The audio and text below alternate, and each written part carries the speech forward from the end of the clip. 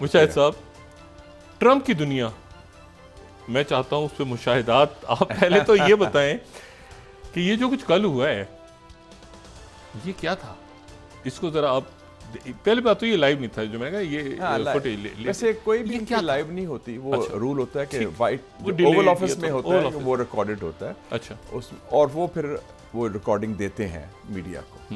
میں live feed کا شاید جو بھی ریزنز ہیں وہ نہیں کرتے.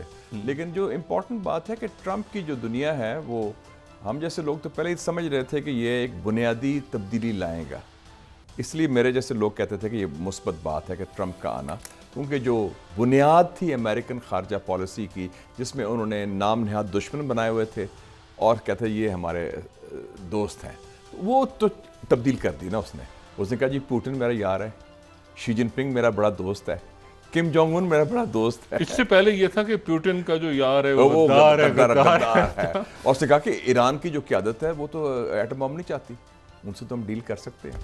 یہ سارے بنیادی جو تھے وہ بنائے ہوئے تھے مفروضے، وہ کوئی حقیقت تو نہیں تھے، لیکن چونکہ ایک ملٹری انڈسٹریل کمپلیکس جو امریکن ڈیپ سٹیٹ ہے، اسٹیبلشمنٹ ہے، انہوں نے دشمن بنائے ہوئے تھے کیونکہ وہ ایک پرمنٹ وار مشین بنی ہوئی ہے پچھلے 30-40 سالوں سے کہ دشمن بنائیں پھر ان کے خلاف کیمپین کریں اور لوگ امریکی عوام کو بھی ڈرائیں. پہلے دشمن خود بنائیں. ہاں خود بناتے تھے نا یہ دشمن. اب پوٹن کیا دشمن ہے؟ وہ تو سوویت یونین ختم ہو چکا. شی جن پنگ نے کیا دشمنی کی؟ وہ تو اقتصادی ویژن ہے اس کا. کم جونگ ان جو ہے وہ 2.5 کروڑ نارتھ کوریا کا ایک لیڈر ہے، اس نے ایٹم بم اپنی حفاظت کے لیے بنایا ہوا ہے، تو اس نے کیا دشمنی کرنی. لیکن ان کے ذہن میں ایران کو بھی جو انہوں نے کہا کہ ہم تسلیم نہیں کرتے، تو وہ بنیادی مفروضے تبدیل کر دیے. اور جو نام نہاد ان کے دوست تھے وہ اب گھبرا گئے ہیں. مجھے یاد آ گیا ڈاکٹر ہنری کسنجر نے بڑی امپورٹنٹ بات کی تھی. اس نے کہا تھا کہ it is dangerous to be America's enemy. بڑا خطرناک ہے امریکہ کا دشمن ہونا، but it is fatal to be America's friend. کہ جو امریکہ کا دوست بن جائے اس کا جو حشر ہوتا ہے بعد میں، جیسے زیلنسکی ہے یا شاہ آف ایران تھا یا حسنی مبارک تھا یا وہ ساؤتھ ویتنام کے لیڈر سے، ان کا انجام بڑا گندا ہوتا ہے کیونکہ یہ استعمال ہوتے ہیں مقاصد کے لیے. کیونکہ یہ جنگ تو یوکرین کی جعلی جنگ تھی نا، یہ کروائی گئی تھی، ٹریپ کیا تھا پوٹن کو، جیسے افغانستان میں ٹریپ بھی کیا تھا، پھنسا دیا تھا انہوں نے، اور ان کا خیال تھا کہ یہ وہی حشر ہوگا، it will become another Afghanistan.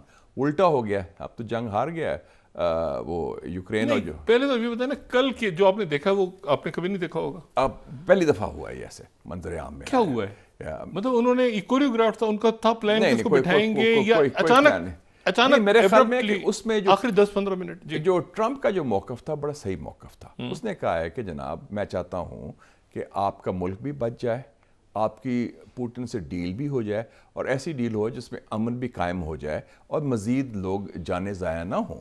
کیونکہ یہ جنگ تو نہیں جیت سکے نا مغرب والے. اور سمجھ گیا تھا کہ $100-150 بلین جو خرچ کیا ہے مغرب نے، امریکہ نے، یورپ نے، وہ تو پیسہ ختم ہو گیا نا. وہ کہتے تھے کہ we shall fight to the last یوکرینی مرتے رہیں اور بلیڈ کرو رشیا کو. تو وہ تو اسٹریٹجی فیل ہو گئی. اب اس کو پتہ تھا زیلنسکی کو کس لیے آ رہا ہے، لیکن زیلنسکی نے غلطی یہ کی کہ وہ سمجھ رہا تھا کہ چونکہ یہ کیمراز بھی ہیں تو میں اپنا موقف پیش کروں گا پوٹن کے خلاف. ایک طرف آپ ثالثی مان رہے ہیں امریکہ کو، اور ثالثی کا مطلب ہے دونوں سے وہ تعاون کرے گا، پوٹن سے بھی زیلنسکی سے بھی. تو اس نے کہا میں سائڈز نہیں لوں گا. تو زیلنسکی کو مبارکباد بھی بڑے لوگ دے رہے ہیں اور سارا یورپ کا نام مبارکباد دے رہے ہیں. یورپین کا کیا دین ہے؟ زیلنسکی جو ہے نہیں دیکھیں نا، یورپین وہی ہیں جنہوں نے غازہ کے جینوسائڈ پر پورا ساتھ دیا اسرائیل کا، تو ان کا کیا دین ایمان ہے؟ کچھ کھڑے بھی ہوئے ہیں ساتھ، کچھ یورپ کے ملک کھڑے بھی ہوئے ہیں. کس کے ساتھ؟ غزہ کے ساتھ تھوڑا سا. ہاں وہ 3-4 ملک ہیں، آئرلینڈ، اسپین وغیرہ کھڑے ہوئے ہیں. لیکن جو مغربی ممالک جو مبارکبادیں دے رہے ہیں وہ تو وہ منافقین ہیں نا.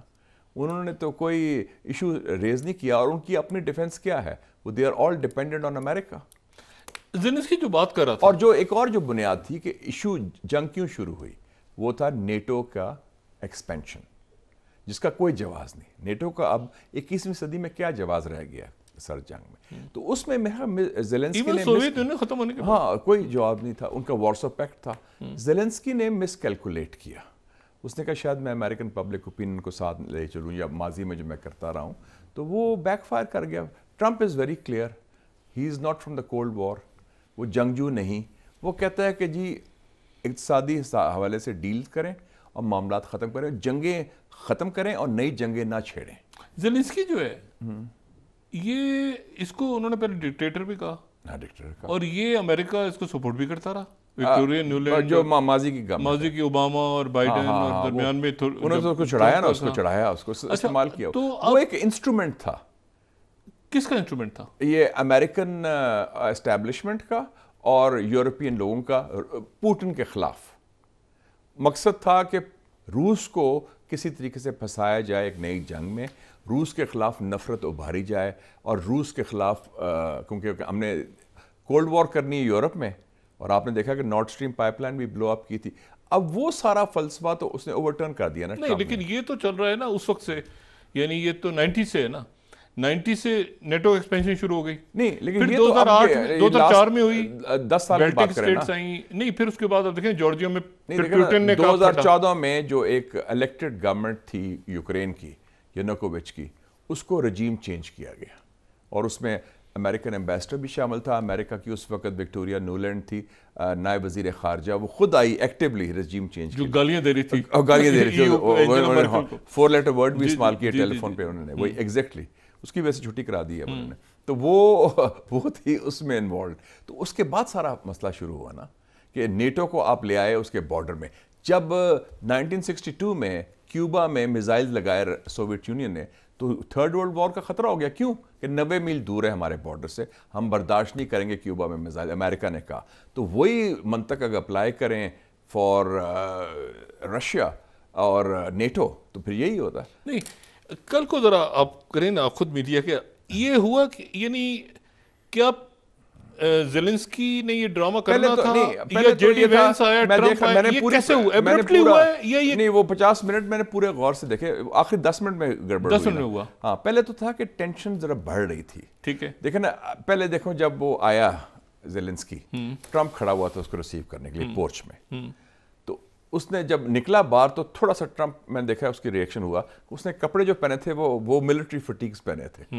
اس میں سوال بھی ہوا, ہاں, اس نے کہا کہ oh so you are all dressed up, مطلب تنزیہ اس نے کہا کہ تم بڑے, مطلب وائٹ ہاؤس جاتے ہیں تو سوٹ شوٹ پہن کے ادھر فارمل ڈریس, تو اس نے آل ڈریس وہ تو لگایا تھا جیسے چے گویرا کی طرح. ایک سوال بھی صحافی نے بھی کیا, صحافی نے بعد میں کیا, لیکن ٹرمپ نے اس کو ریسیو میں کیا نا, oh I see you are all dressed up, تم بڑے کپڑے پہن کے آئے ہو. میرے وہ تنزیہ تھا, مطلب تم تو چے گویرا کو کوئی لباس پہن کے گوریلا جنگ کے لیے کہ وہ آئی بوٹس اور فوجی فٹیگز اور سارا کچھ, اور نہ وہ ٹائی تو وہ اپنا جو تھا نا کہ پہلوانی دکھا رہا تھا اپنی زیلنسکی.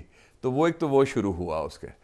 اور اچھا, ٹرمپ کا ایک اور چیز ہے کہ وہ اس کے بڑے personal likes and dislikes ہیں, پسندیدہ ناپسندیدہ. پوٹن کو لائک کرتا ہے, وہ اس کو ویسے بھی اس نے کہا تھا ڈکٹیٹر ہے, یہ کامیڈین بھی بڑا لو لیول کا مزاحیہ خیز آدمی ہے, اس کا لیول نہیں. لیکن یہ انہی کا آدمی ہے نا, ڈیپ اسٹیٹ, سی آئی کا آدمی. یہ پچھلے سسٹم کا تھا نا.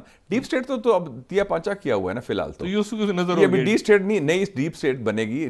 پرانی ڈیپ اسٹیٹ امریکہ کی تا حکم ثانی ایگزسٹ نہیں کرتی. اچھا, تا حکم ثانی نہیں, وہ تو دفن ہو گئی نا. نہیں دیکھیں نا, وہ کاش پٹیل آ گیا ایف بی آئی میں, سی آئی اے میں تلسی گبارڈ آ گئی ہے, وہ سارے وہ تو جو ان کے دشمن ہیں وہ لے آف ایلون مسک لگا ہوا ہے.